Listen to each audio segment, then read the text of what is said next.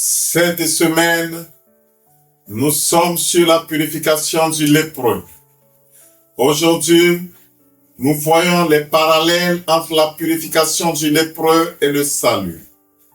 Prions.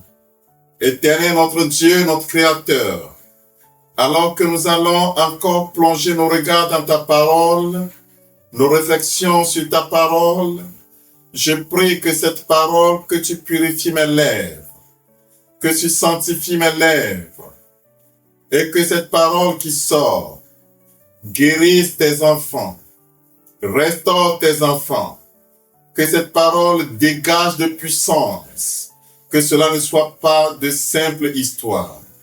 Au nom de notre Seigneur et Rédempteur Jésus-Christ. Amen.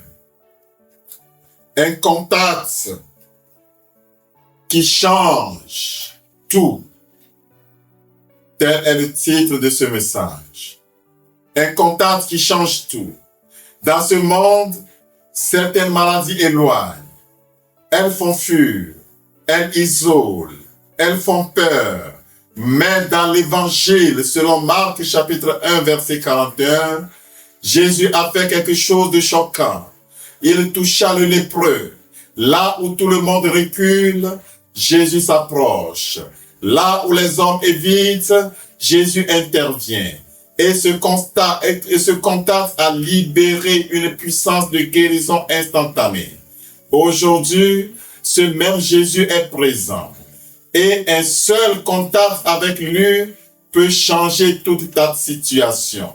Ce miracle rapporté dans Marc 1, verset 40 à 45, dans Matthieu chapitre 8, verset 1 à 4, dans Luc 5, verset 12 à 16, n'est pas seulement une guérison physique.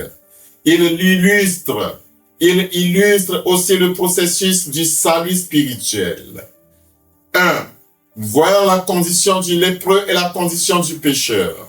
La situation du lépreux ressemble à la condition spirituelle de l'humanité.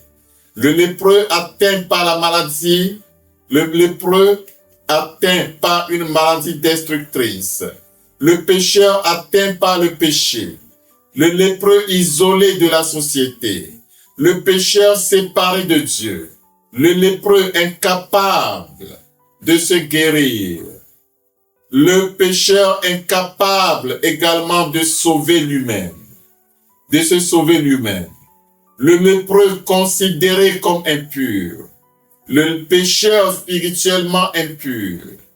Nous lisons la parole de Dieu dans Ésaïe chapitre 59, le verset 2. Ésaïe 59, le verset 2, là nous lisons. Ce sont vos iniquités qui mettent une séparation entre vous et votre Dieu. L'initiative du lépreux est la démarche du repentir. Le lépreux vint vers Jésus. Dans Marc 1, verset 40, un lépreux vint à lui. De la même manière, le salut commence lorsque l'être humain reconnaît son besoin, se tourne vers Dieu. 3. La compassion de Jésus et la grâce de Dieu. Jésus ému de compassion. Marc 1, verset 41. Ému de compassion, et la phrase continue. Le salut ne vient pas seulement de la foi humaine, mais surtout de la grâce et de la compassion de Dieu. Éphésiens chapitre 2, le verset 8. C'est par la foi, c'est par la grâce que vous êtes sauvés, par le moyen de la foi. Le toucher, car le toucher de Jésus est l'incarnation. Jésus toucha le lépreux. Ce geste symbolise l'incarnation. Dieu s'approcha de l'humanité pour le sauver. Jean chapitre 1, verset 14. La parole a été faite chair. Dieu ne reste pas distant. Il vient rencontrer l'homme dans sa condition. 5. La parole de Jésus est le pardon. Jésus déclara je le veux, sois pur. La purification du lépreux rappelle la puissance du pardon. 1 Jean chapitre 1, verset 9. Il est fidèle et juste pour nous pardonner et nous purifier de toute iniquité. 6. La guérison immédiate et la nouvelle naissance. La purification du lépreux est instantanée. Marc 1, verset 42. Aussitôt, la lèpre le quitta. De même, le salut produit une transformation immédiate dans la relation avec Dieu. 2 Corinthiens 5, verset 17. Si quelqu'un est en Christ, il est une nouvelle créature. Les choses anciennes sont passées. 7. La restauration dans la communauté. Après la purification confirmée par le prêtre, selon Lévitique 14, le lépreux peut retourner dans la société. De la même manière, le salut restaure la relation avec Dieu. Le salut restaure la relation avec la communauté des croyants. 8. Le témoignage et la transformation. Nous pouvons voir que ce message, cette guérison, tous les miracles que Jésus a fait dans la Bible enseignent beaucoup de choses. Et nous sommes appelés à aller dans les profondeurs.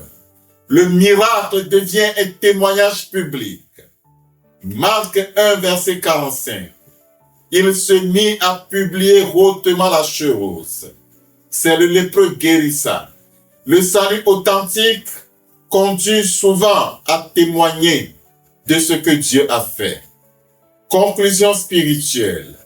La guérison du lépreux illustre magnifiquement le message du salut.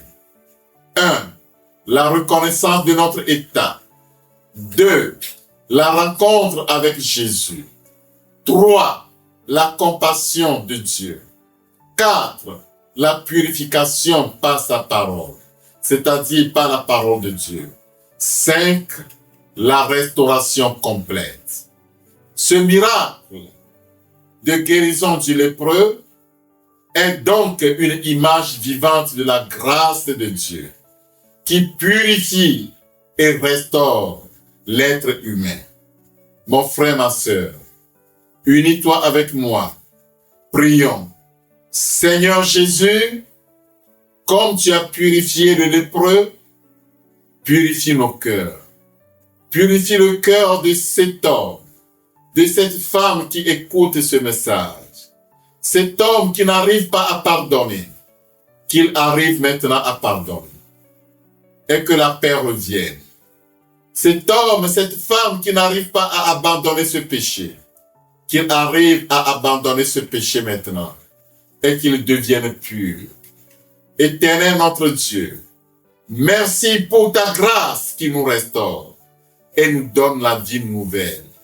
Merci pour les bienfaits de ce message dans la vie de l'auditeur. Que de nouvelles choses arrivent dans la vie de toute personne qui écoute ce message. À toi la gloire, l'honneur, la magnificence. Vous venez d'entendre la voix du serviteur de Dieu nommé Emmanuel Kwame Djahini, que vous pouvez joindre au plus 228 90 29 92 60. Vous trouverez ces messages sur la chaîne YouTube Kwame Djahini TV. Que Dieu te bénisse, que Dieu te garde, toi qui as pris le temps d'écouter ce message, et que de grands miracles arrivent dans ta vie. Mais si ces miracles arrivent, n'oublie pas, comme le lépreux qui s'en alla et témoigna partout de ce que Jésus a fait pour lui, n'oublie pas de témoigner. Pour que d'autres personnes qui sont dans une situation pareille trouve le salut. Que Dieu te garde, que Dieu te bénisse. Amen.